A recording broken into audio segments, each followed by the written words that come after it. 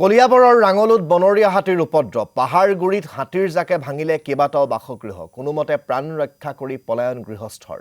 কাজিৰঙাৰ পৰা ওলাই অহা হাতীয়ে ভাঙিলে বাসগৃহ পাৰ্বতী দেৱী গোপাল ঠাকুৰ পাদেশ্বৰী বৈষ্ণৱৰ বাসগৃহ ভাঙিলে হাতীয়ে আমি এই দৃশ্যাংশ আপোনালোকক দেখুৱাইছো ৰাজ্যৰ বিভিন্ন প্ৰান্তত হাতীৰ উপদ্ৰৱ অব্যাহত আছে তিনিচুকীয়া জিলাৰ পেঙেৰীৰ লালমাটিটো বন্যহস্তীয়ে তাণ্ডৱ চলাই নিখা হলেই বন্যহস্তীৰ সন্ত্ৰাসত বিনিদ্ৰজনী পাৰ কৰিব লগা হৈছে অঞ্চলবাসীয়ে বুধবাৰে নিখাও বনৰীয়া হাতীৰ জাকে ভাঙি লণ্ডভণ্ড কৰিলে অঞ্চলটোৰ ৮টাকৈ বাসগৃহ পিছত বন বিভাগৰ লগতে স্থানীয় লোকে হাতীৰ জাকটোক অঞ্চলটোৰ পৰা খেদি পঠিয়াবলৈ সক্ষম হয় এটো ৰাঙলু পাহাৰগুৰি যোৱা নিশা প্ৰায় ২টা পৰা ৩টা বজাৰ ভিতৰত তিনি ঘৰ মানুহৰ ঘৰত হাতীয়ে বিস্তৰ ক্ষতি সাধন কৰে আৰু আপোনালোকে দেখিছে গোটেই ঘৰটো চাৰি ঠাইত মানে ভাঙিছে আৰু মানুহ বিচাৰি বিচাৰি খেদি ফুৰিছে হাতীটোৱে ইয়াত কৰিছে আৰু একে অৱস্থা সেই কাষৰ ঘৰত আমাৰ গোপাল ঠাকুৰ তেখেতৰ ঘৰতো সেই অৱস্থা পদেশ্বৰী বৈষ্ণৱৰ ঘৰতো হাতীয়ে খুব উৎপাত কৰিছে আৰু মানে খুব বিস্তৰ ক্ষতি সাধন কৰিছে ঘৰবিলাক মানে একেবাৰে এটা ধ্বংসস্তূপত পৰিণত হোৱা নিচিনা হৈছে বৰ্তমান আৰু আমি খুব মানে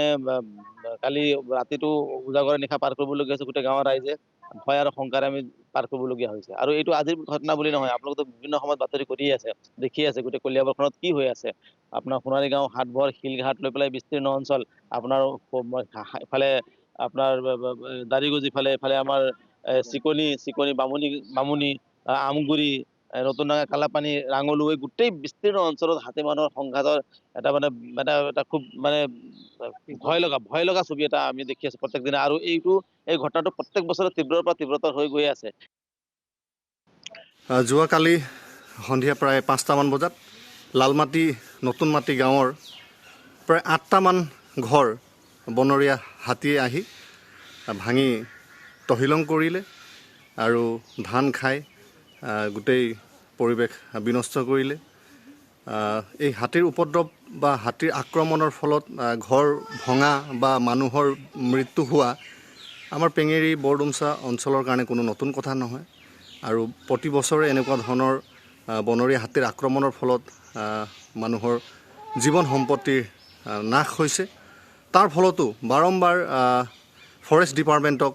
এই হাতীৰ আক্ৰমণ ৰোধ কৰিবৰ কাৰণে যাৱতীয় ব্যৱস্থা বা ফলপ্ৰসূ পদক্ষেপ গ্ৰহণ কৰিবৰ কাৰণে বিভিন্ন দল সংগঠন বা ৰাইজে আবেদন নিবেদন জনোৱাৰ পিছতো বা স্মাৰক পত্ৰ প্ৰদান কৰাৰ পিছতো বন বিভাগৰ তৰফৰ পৰা কোনো ধৰণৰ পদক্ষেপ লোৱা পৰিলক্ষিত নহয়